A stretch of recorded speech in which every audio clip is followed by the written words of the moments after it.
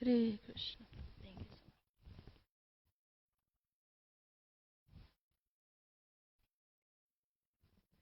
Hare Krishna. Jaya Radha Madhava Kunja Bihari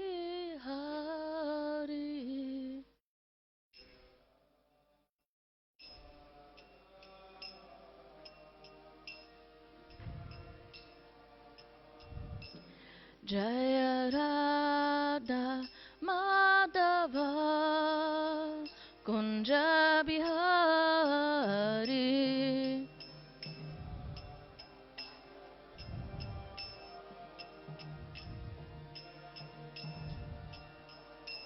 Jaya Gopi Janavallabha Girivaradari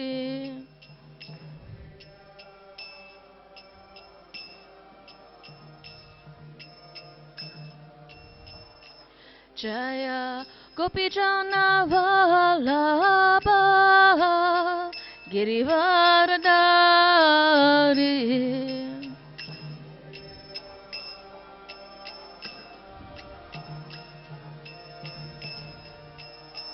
Yashoda Nandana Rajajana Ranjana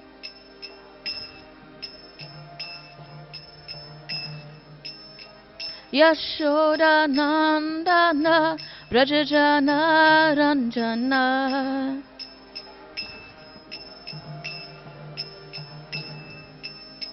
Yamuna Tira Vanachari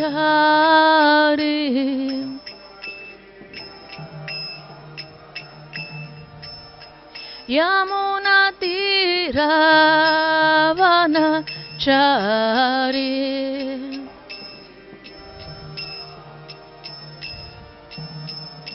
Jaya Radha Madhava Kunja Bihari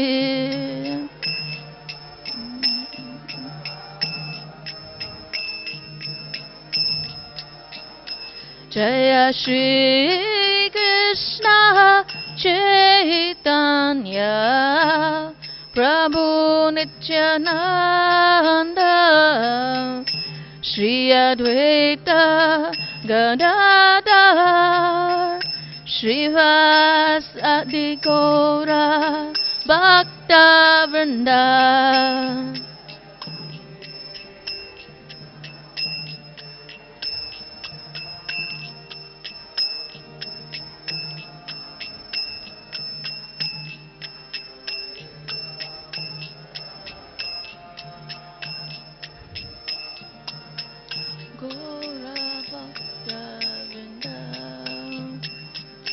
Hare Krishna, Hare Krishna,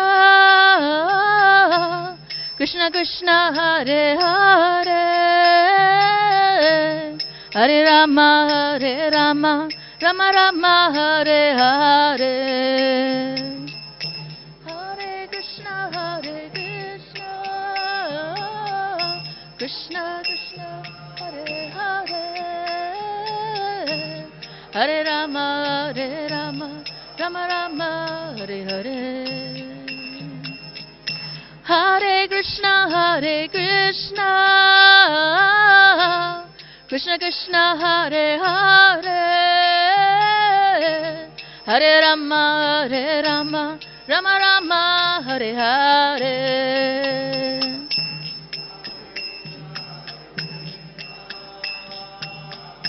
Krishna Krishna, Hare Hare, Hare Rama, Hare Rama, Hare Krishna, Hare Krishna, Krishna Krishna, Hare Hare, Hare Rama, Hare Rama, Rama Rama, Hare Hare, Hare Krishna, Hare Krishna,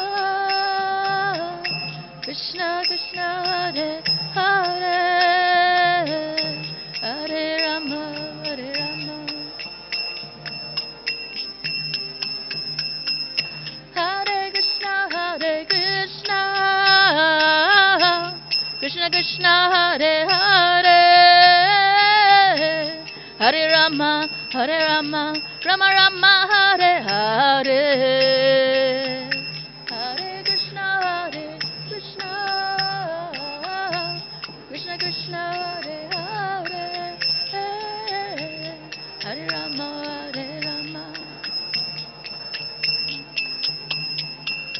Hare Krishna Krishna Krishna Hare Hare, Hare Rama Rama Rama Hare Hare, Hare Krishna Krishna Krishna Hare Hare, Hare Rama Hare Hare. Jaya Prabhupada Prabhupada Prabhupada, Jaya Prabhupada.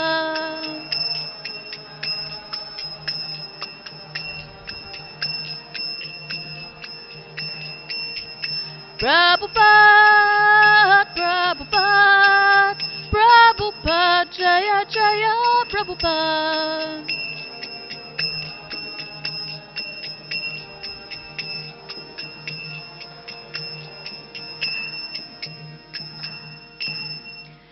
Shri Shri Radha Radhanath Ki Jai, Sri Chaitanya Mahaprabhu Ki Jai, Shri Giraj Govardhana Ki Jai, Srila Prabhupada Ki Jai, Ananta Koti Vaishnava Vrinda Ki Jai,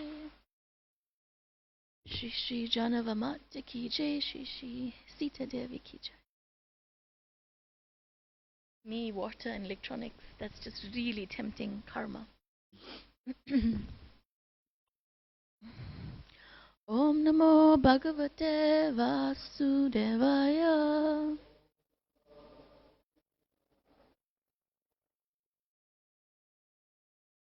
Om Namo Bhagavate Vasudevaya. Om Namo Bhagavate Vasudevaya.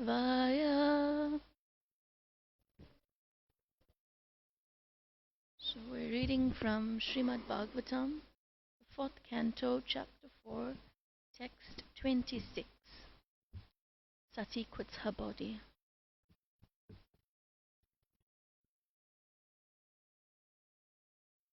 Evam swadeham mahatam mahiyasa muhusamorpitam akam adarat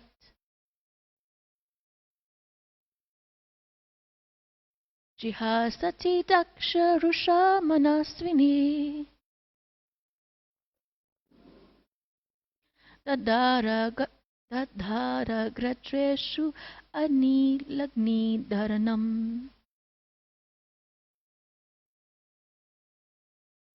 Evam swadeham mahatam mahiyasa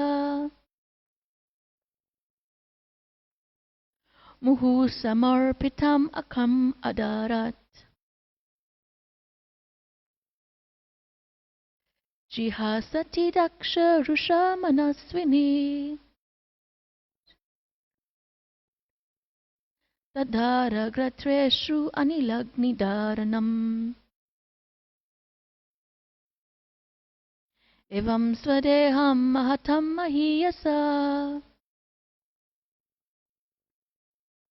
muhusamora pitam ankam adarat jihastati daksha rusha manaswini dadhara grateshu anilagni dharanam.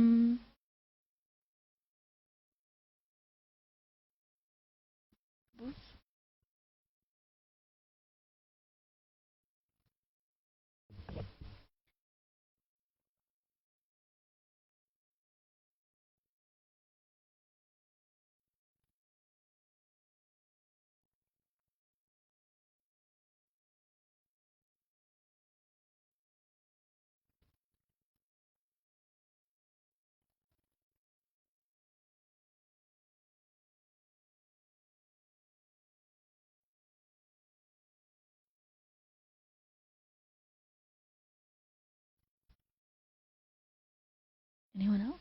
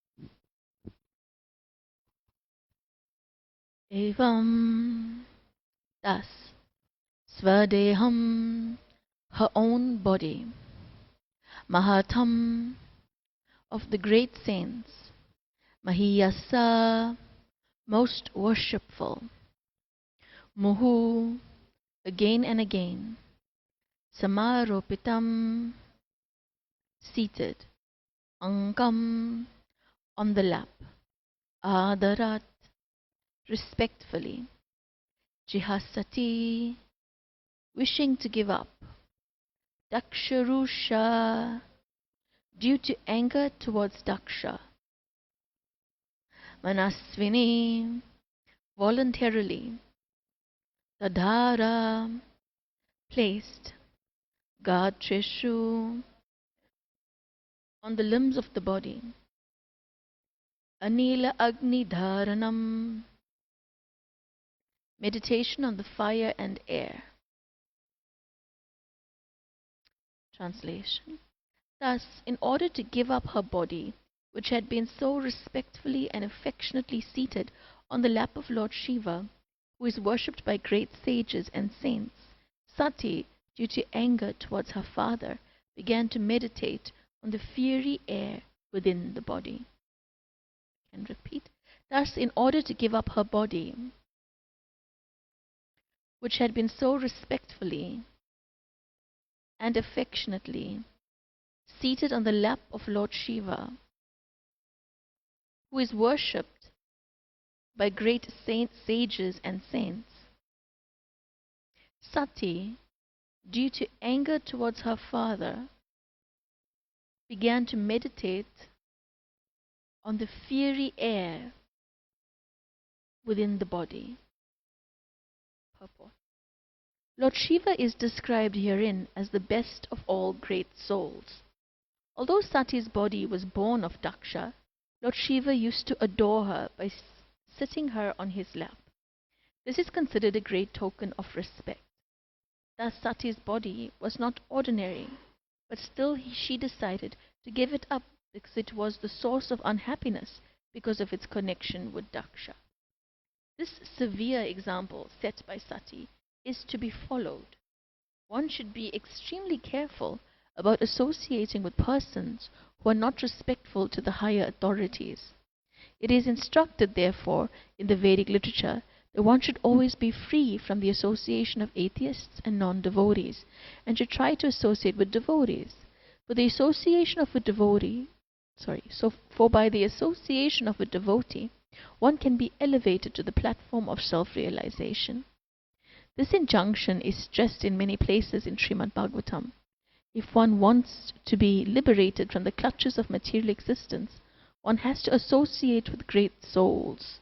And if one wants to continue one's material existential life, then one may associate with persons who are materialistic. The materialistic way of life is based on sex life. Thus, both becoming addicted to sex life and associating with persons who are addicted to sex life are condemned in the Vedic literature because such association will simply interfere with one's spiritual progress. However, association with great personalities, devotees who are great souls, will elevate one to the spiritual platform. Sati Devi decided to quit her body that she had obtained from Daksha's body and she wanted to transfer herself to another body so that she might have completely uncontaminated association with Lord Shiva. Of course, it is understood that in her next life she would take birth as the daughter of the Himalayas, Parvati, and then she would again accept Lord Shiva as a husband. Sati and Lord Shiva are eternally related. Even after she changes her body, their relationship is never broken. Thus, in order to give up her body, which had been so respectfully and affectionately seated on the lap of Lord Shiva, who is worshipped by great saints, sages and saints, Sati, due to the anger towards her father, began to meditate on the fiery air within the body.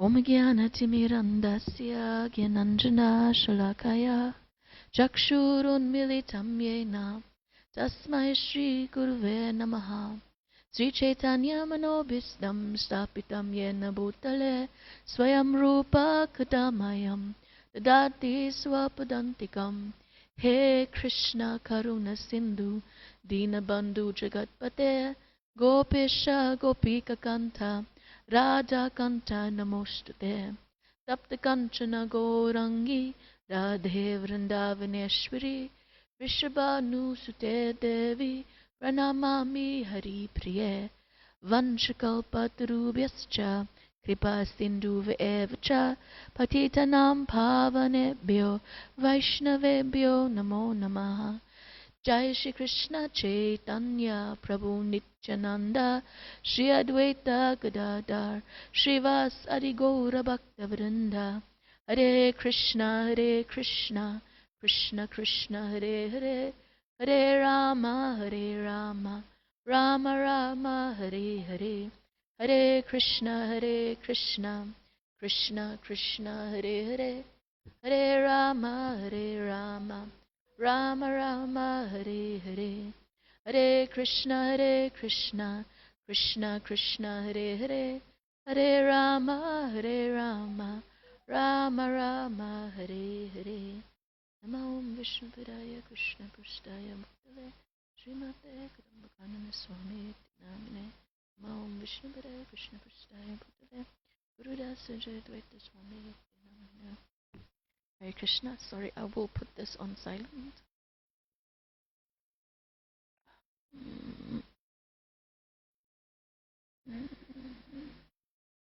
Great.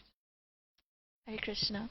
So today we honor three very great women in our Vaishnava tradition. We're reading the Srimad Bhagavatam and we are hearing about the feats of Sati Devi.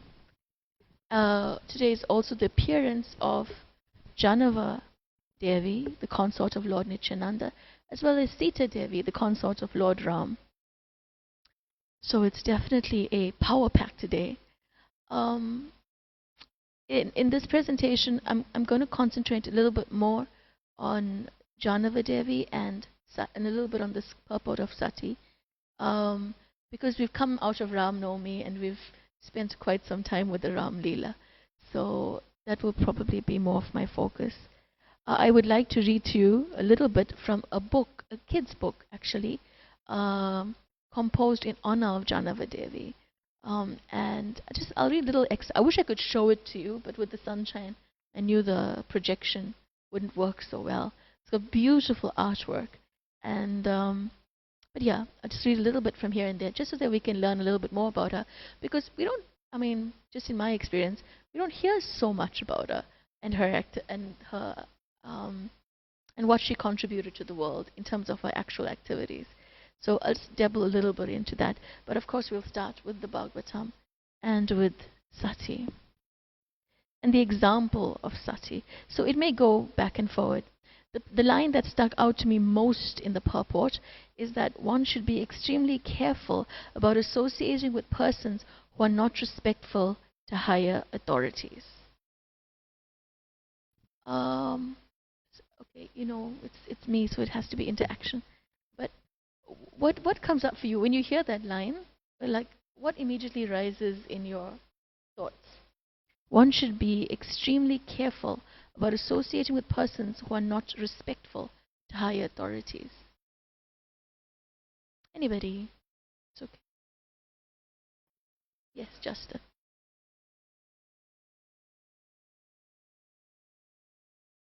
Project.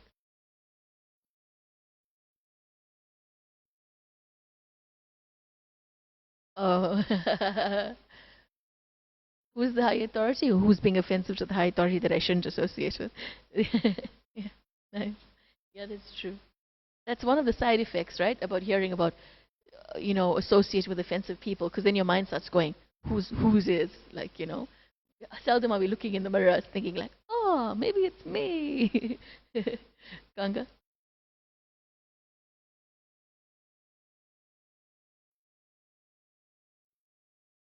Mm, mm. Yes, that's true. The extreme of neglecting the highest authority, you know.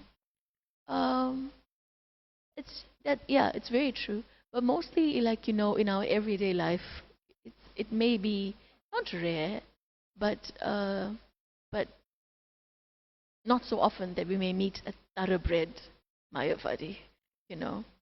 So when this comes down, just on a day-to-day level with our own dealings, anybody else, what does it pick up for you? One should be extremely careful about associating with persons who are not respectful to higher authorities.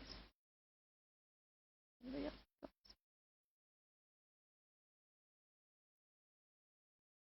It's not clear now. Oh, okay, okay. Yeah, I don't know something about this mic today. Now it's good. Okay, I will keep it this way. Just like raise your hand when it like goes off or something. I don't know. No, the quote is one should be extremely careful about associating with persons who are not respectful to high authorities. And my question is, what does come to your mind and heart when you hear it immediately? Or even emotion? Is it fear? Is it stifling?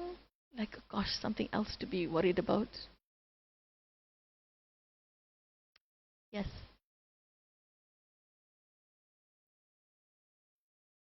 Mm. Mm. Mm. Mm. Mm.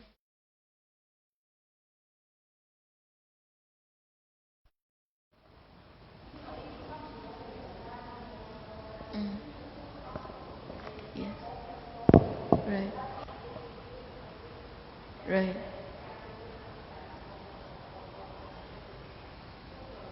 Yeah. Yeah. The first thing is it's a complexity. It's super complex. Who's advanced? Who is the higher authority? I I when I read it, the first thought that came to my mind, and this is telling, was exploitation. Because as soon as you label someone a higher authority and you give this sort of autonomy that now um, anyone who may be critical about them becomes a bad association, then I'm like, then this person has free range to do whatever they want to do. And then I'm at risk to be exploited. Anybody thought like that? It's just me with the evil mind. Okay.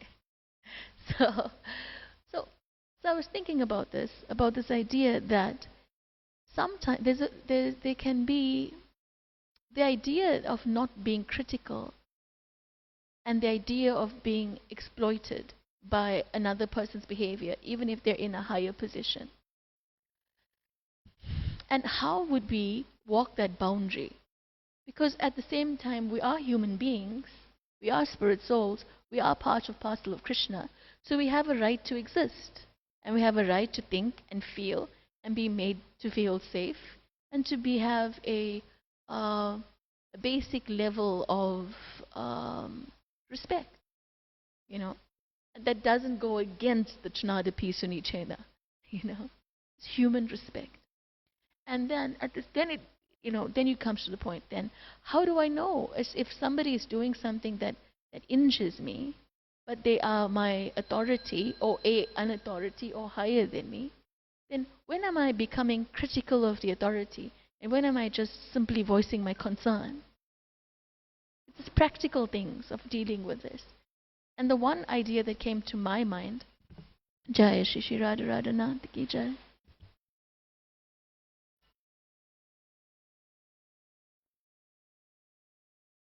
The one idea that came to my mind is that sometimes it's not just about what we say about another devotee, but who we say it to. And sometimes it's almost more important about who we say it to. Because if I honestly feel like in a situation, whether the person is senior or junior or equal, if I honestly feel injured by what they say, or if I honestly, because we become critical when we feel like something somebody else did is wrong, or something someone else did makes us feel uncomfortable in a certain way. Either it's hurtful to us, or we think it's against the Prabhupada's Shastra, or whatever is the situation. And if we're in that situation, then maybe I have to ask myself the question of, who can tell me whether what I'm thinking is correct? Because the one thing we know is that I can't just trust my mind, right? We know that, right? It's going to come up, and just because I think it, and even if I read it here in the Shastra, I still can't be 100% sure that my interpretation of a situation and of and another person's action is the right interpretation. Gaurav was saying yesterday, or the other day, Gaurav, what is it? There's evidence in the Shastra for every point of view. So if you choose a point of view and you're looking for elements in the Shastra to support it, you'll find it. And if you're looking for elements to support the complete opposite point of view, you'll find that also. So the idea is that sometimes it's not just what we say, but who we say it to, and the mood in which we say it. Like if I approach, if I had an issue and I decided, like, I want to say this to my friend who is an equal, because I want them to be able to see what's in my mind and mirror back and tell me, look, Rukmini, you're being an idiot. Actually, this is not true. Maybe you need to look at it in this way. Or, yes, what you're saying has substance, but maybe there's a higher plan behind this. Maybe you need to address this with another person. If that is the feedback we are looking for, then it's honest feedback with the intention that we progress. But if I then take that same issue, and I then, sit at the breakfast table and discuss it with 5 other people, none of whom can do anything about my problem. Just say, I don't like the way Mother Radhana turns the incense. I'm just not picking shame. I shouldn't do that. But just say I don't like it. I really don't like it. And now, I can do one thing. I can tell 5 people, but the way she turned that incense. And who can't do anything about it. Because they're not the incense makers. They're not the people who buy the incense. They're not the people who teach the method of doing it. They're not, they're in no position to change it. Then it doesn't help me by telling them. It doesn't help in any way. Or do I just get the gratification of knowing that I get the opportunity to voice my thoughts to someone else? Basically dump. So, but if I decide to say, like, what, this person is in charge of the way you wave it, maybe we can check in the Shastra and find out, And then maybe it's important because that person can actually help. So the question is, it's not just, it's not wrong to feel, now I have to say this cautiously, a critical thought may enter your mind. And you may feel this needs to be attended to. And if it does, go to the right person. Like if I think that there needs to be ilachi powder in the kitchen, then I have to tell Justin. But if I just go around ranting like, what kitchen that we have that doesn't have ilachi powder? What sort of kitchen? It is Prabhupada's standard that there should be ilachi powder in the kitchen. And by the way, how do they make the ilachi powder? It should be with the seeds and not with the... What good is it going to do? What good is it going to do? So, and then we could say, because a lot of offenses can be made in the name of service.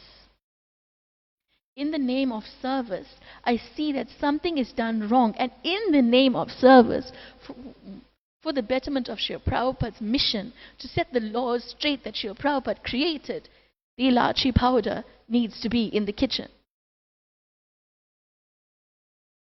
But it does not help if I'm not addressing it to the same person, right person. Even as righteous as I may be in the name of service. You know? So therefore, who said it yesterday in book club? Radhika Kripa mentioned the point. She said, she quoted Bhakti Tirtha Swami, who said that if it's not coming from a place of love, don't say it. I felt so caught out. I felt so caught out. If it's not coming from a place of love, don't say it. You know? Such a hard principle to live by. Not easy. You know, I don't feel loving all the time. But so therefore, in understanding this point about one should be extremely careful about associating with persons who are not respectful to the higher authorities, it also means that if we find that someone has a critical mentality, we shouldn't also be critical towards them. It's very easy to be critical about somebody else's critical mentality. But we should protect our consciousness. We have the right to protect our consciousness. Okay, so the next point that came up in that purport that struck me was just how Srila Prabhupada was hammering the power of association. And the point that was made in the purport was, I'm just getting to it. So, yeah, it's so simple. This injunction is stressed in many places in Srimad Bhagavatam. If one wants to be liberated from the clutches of material existence, then one has to associate with the great souls. And if one wants to continue one's material existential life, then one may associate with persons who are materialistic. There, done and dusted. That's it. You want to go to the spiritual world? Oh, associate with devotees. Yeah. You want to stay in the material world? Okay, associate with people who are materialistic. Simple. But what do we get out of the statement?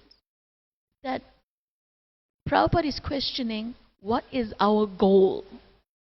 And it's very easy if I ask everybody in the room, what is my goal? To go back to Godhead. Most people at least would say that. But if it is all our actions aligning up to our goal? Is our actions aligning up to our goal? Because it's easy to have the brainwash blanket statement, which is good, because it's good brainwashing. But do I really want it? Am I really choosing for the spiritual world? And if I am, is my association taking me there? And that will come to the point of trying to ask, what exactly is materialistic association? And this I want to put out to you. What is materialistic association? For me, getting up in the morning, filling your roster, doing your service, reading, doing whatever you had to do in the day, how would you understand what is materialistic association? It's a question, by the way. If anyone has thoughts.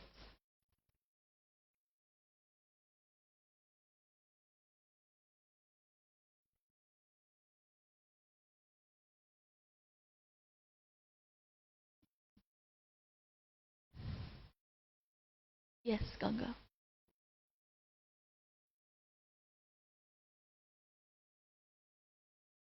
Mm-hmm. Okay, someone who has absolutely no interest about hearing. Okay, sure. Yes. Anybody else? What is materialistic association? Yes. Oh, was that a hand up? Yes.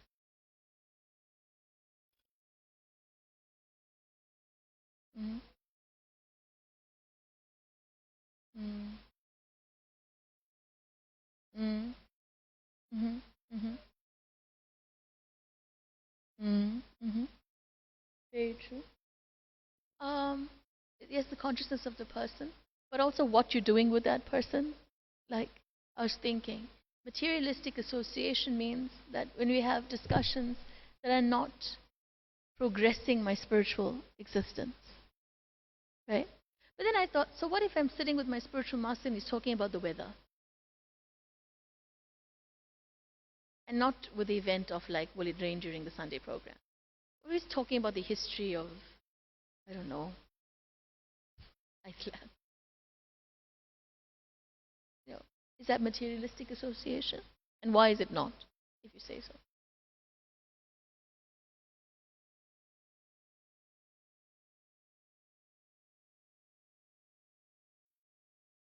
Mm-hmm. Mm-hmm. Mm-hmm. Mm-hmm.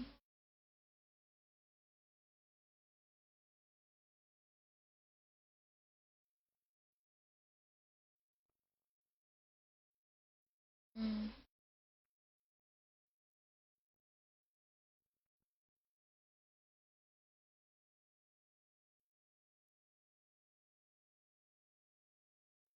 Mm-hmm.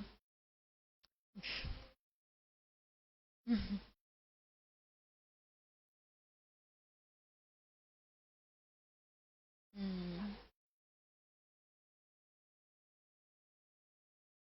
Mm-hmm. Mm-hmm. Mm-hmm. Yeah. So it comes down to, like you said, that hollow feeling inside. It comes down to, is this association elevating or degrading my consciousness? Is this association elevating or degrading my consciousness? And the truth is that we don't have to look very far for materialistic association. You know, it's like right here. It's at our fingertips. It's just anything in the whole world, all the materialistic association of the universe, it's just at our fingertips. My Guru Maharaj often says,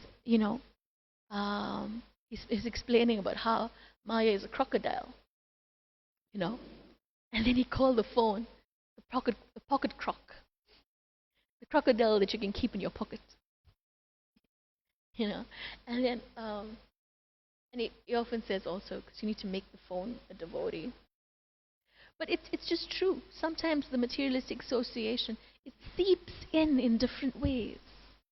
And why would we choose it? Why is it that there's points where we choose for materialistic association?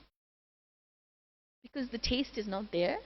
The taste for the higher realms, for pure bhakti is not really there yet.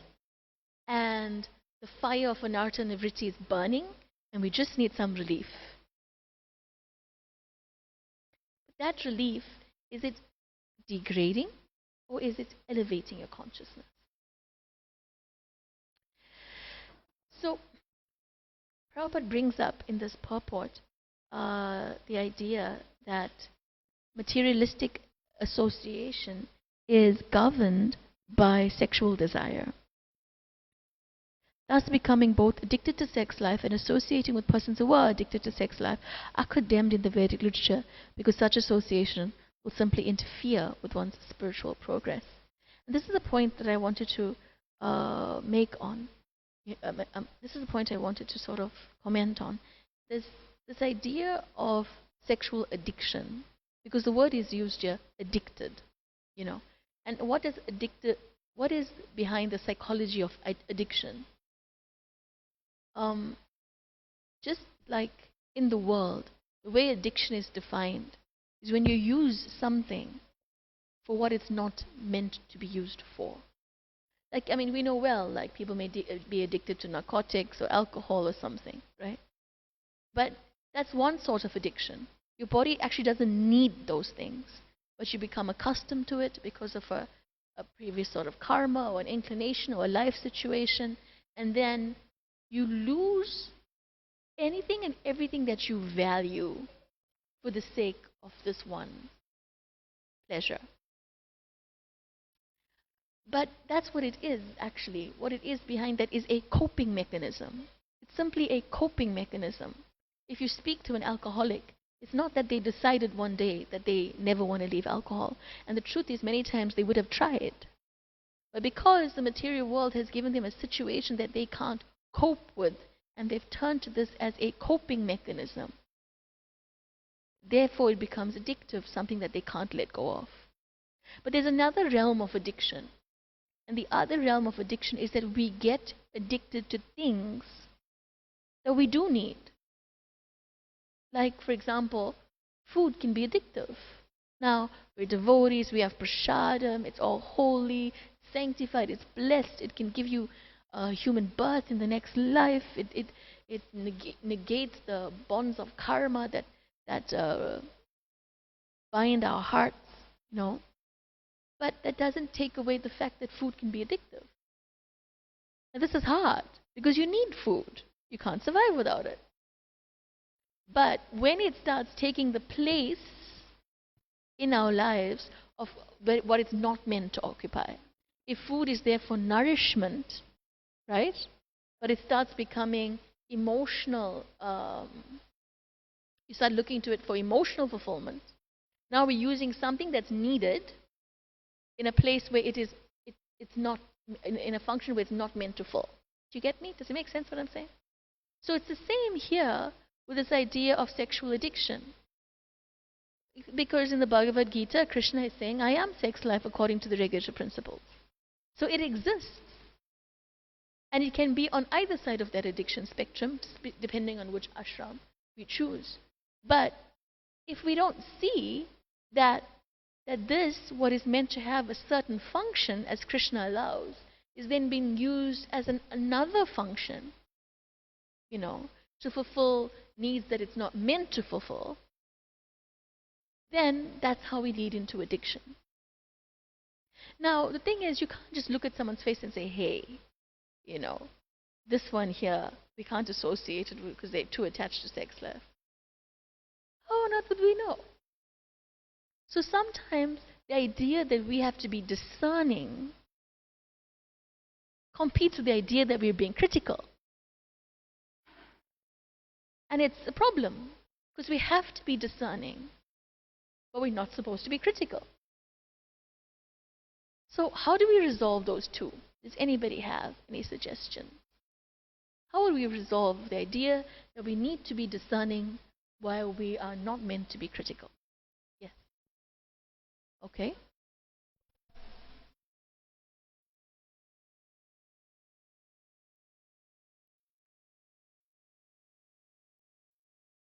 Mm-hmm.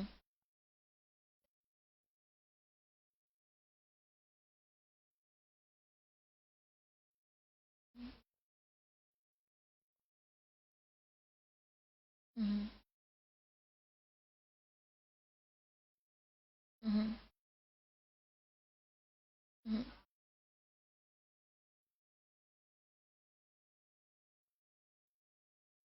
Mm-hmm. Mm-hmm. Mm-hmm. Mm-hmm. Mm-hmm.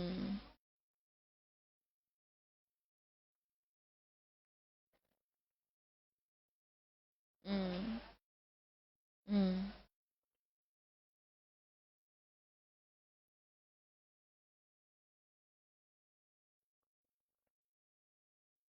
Mm-hmm. Mm-hmm.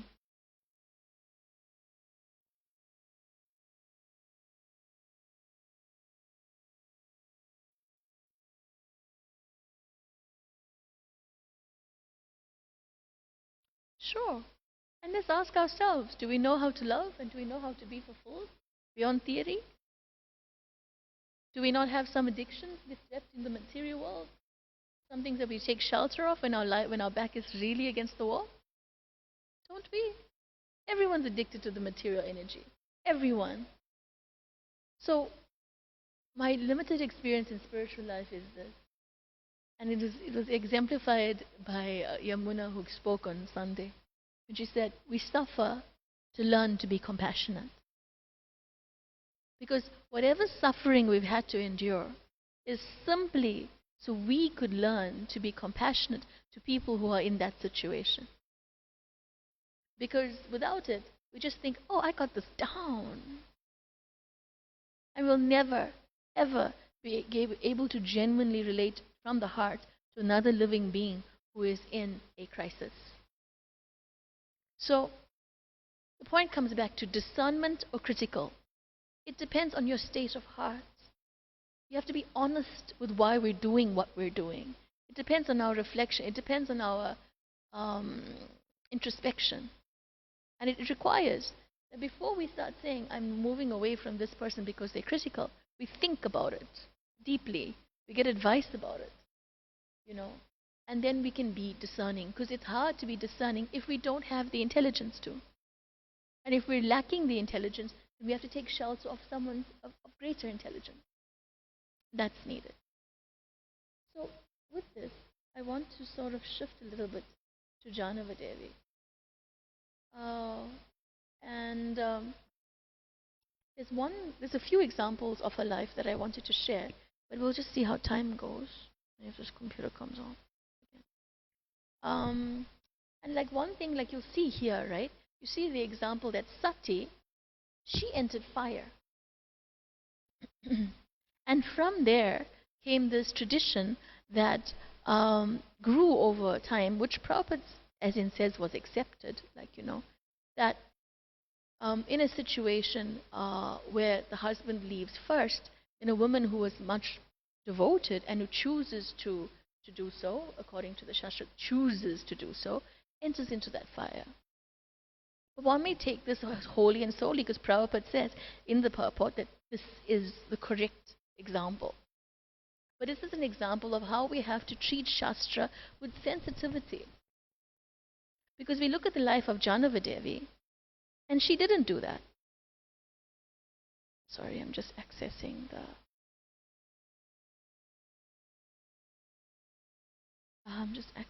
document that I wanted to share with you. We look at the life of Janava Devi, and she really didn't do that. Instead, when Lord Nityananda left, she stayed behind and chose to be in that element of separation for the sake of the Sankirtan movement. There's a really nice story about how Virachandra, the son of Lord Nityananda, who is actually the son of Vasudha and Nityananda, because Lord Nityananda married both Janava Devi and Vasudha Devi. Both Vasudha Devi and Janava Devi are expansions of Ananga Manjari, Radharani's sister. So Nityananda married both of them, and from Lord Nityananda and Vasudha came Virachandra, which was the son, and Ganga Devi, who was the daughter. So Virachandra, being an exalted personality himself, decided one day that he wanted to take initiation from Advaita Acharya. And he got into the boat, and some of his associates were rowing to the to cross to the island that that Advaita Acharya was on. And as he was doing that, it was Miniketa Ramdas, and he had seen this happening. Janava Mata had told him, stop him, call him back, call Virachandra back. But he had gone to the side of the river and was calling to them like to come back, but they were in such an ecstatic kirtan that they couldn't hear him. So Miniketa Ramdas threw his flute at the boat, and the flute split the boat in half, and it started sinking. And then this is like, and then as everybody was like trying to like squabble back into the shore, Virachandra just simply with his wooden padukas walks on the water and reaches the shore where Janava Mata is sitting. And as she's there, she was chanting japa, and she didn't know this is very useful, but she was chanting japa, and she didn't want to stop her japa, So she manifested two arms, covered her head, and she manifested two other arms, one bearing now I have to check the details, but now I lost the document. One was bearing a club, and one was bearing another weapon. I have to just check the details on that. And in this exhibition, when Virachandra saw it it alludes in the story, one could extenuate that there was already some existing relationship with Janavamata and Virachandra. But in formalizing it, that hadn't happened yet. And upon seeing Janavamata in that sort of that display of ecstatic love and power, well, not power, but ability, then that's when Virachandra accepted her as his spiritual master. And it was after this that the world started really seeing Janavamata as the Acharya. There's also a very beautiful description. I can't get into it now. I'll just take 2 minutes. There's also a very beautiful description of when she went to Vrindavan and the first encounter with all the sages there. Because at this point, Rupa Goswami, Sanatana Goswami, Raghunath Bhatta Goswami, Gopal Bhatta Goswami, everyone was in Vrindavan. And she had traveled from Mayapur, from Navadvip, after the Keturi festival, which was in Bengal. She had traveled to Vrindavan by foot, and there was a group of devotees who went with her, and every city and every village that they crossed through, people would just see her effulgence and follow her. And so by the time they got to Vrindavan, there was lots of people. And because she hadn't seen the Goswamis before, this in the flesh, there's a description of her asking a devotee, can you tell me who is this and who is this? And the devotee says, oh, and this is from a distance, as they're arriving. That's Krishnadas Kaviraj, that's Rupa Goswami, that's Sanatana Goswami, and just the whole you'd have to imagine what it would be like to be in this sort of situation. You're seeing these acharyas.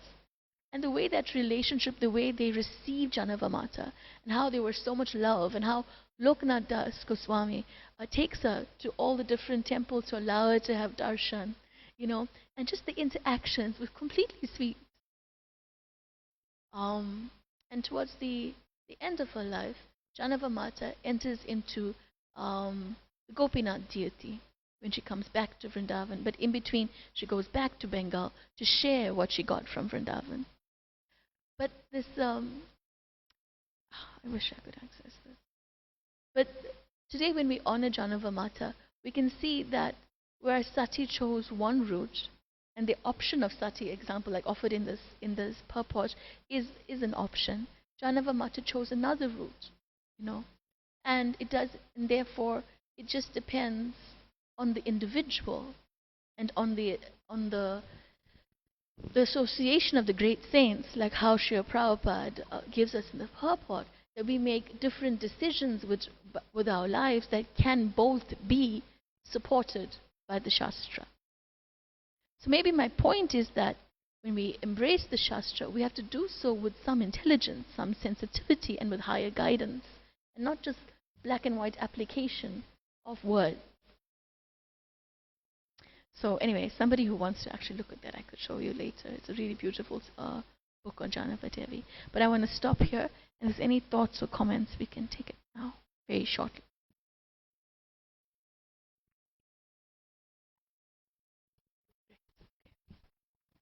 Right?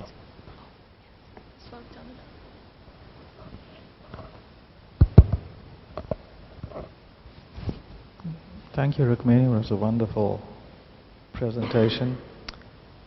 I heard something or read something yesterday which I read many years ago, and it's attributed to Srila Prabhupada about fault finding.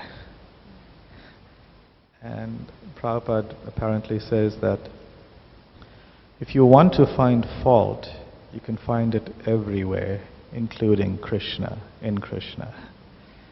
But if you want to find Krishna, if you really want to find Krishna, you can find him everywhere. It depends what you're looking for. You can find it. That's very nice. Thank you. Anybody else? Raj Srimad Bhagavatam ki jai, Srila Prabhupada ki jai.